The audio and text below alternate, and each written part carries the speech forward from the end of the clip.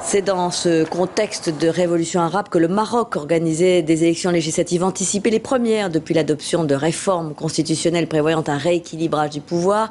Deux questions pour ce scrutin, la participation et la probable poussée des islamistes dans un pays où le chômage des jeunes provoque une grogne sociale et l'inquiétude de la population. Voyez le reportage de nos envoyés spéciaux Anne-Claire Coudray et William Villemain. Sa jeunesse, elle la porte comme argument de campagne.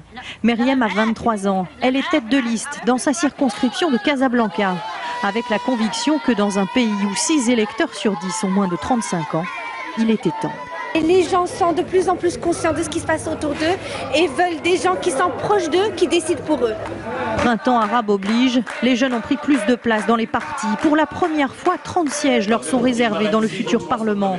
Et les vieux militants ont joué le jeu. C'est l'ouverture d'esprit. Le changement, c'est nécessasaire. Une ouverture et un intérêt, si ce n'est pour la politique, au moins pour l'avenir.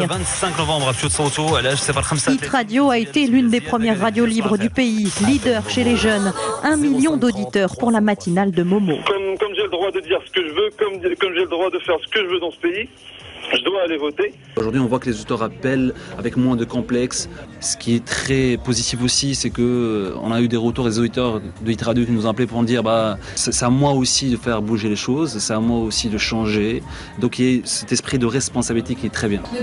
La radio a lancé un concours de vidéos sur le vote. 100 000 clics sur Internet en quelques jours. Des initiatives répétées qui ont porté leurs fruits jusque sur les listes électorales. Plus d'1,5 million de nouveaux inscrits, dont une grande majorité, une large majorité, sont des jeunes de moins de 30 ans, de moins de 25 ans.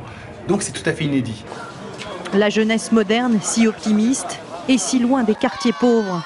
Cela fait des années que Mohamed est au chômage. Il nous parle de génération perdue. Il n'a jamais voté et ne votera jamais.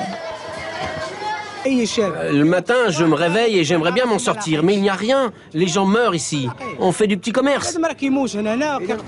Mais que ce soit face à l'absence d'espoir ou aux nouvelles attentes, le futur gouvernement aura dès demain une immense responsabilité vis-à-vis d'une jeunesse qui pourrait bien lui reprocher un jour d'avoir gâché un moment historique.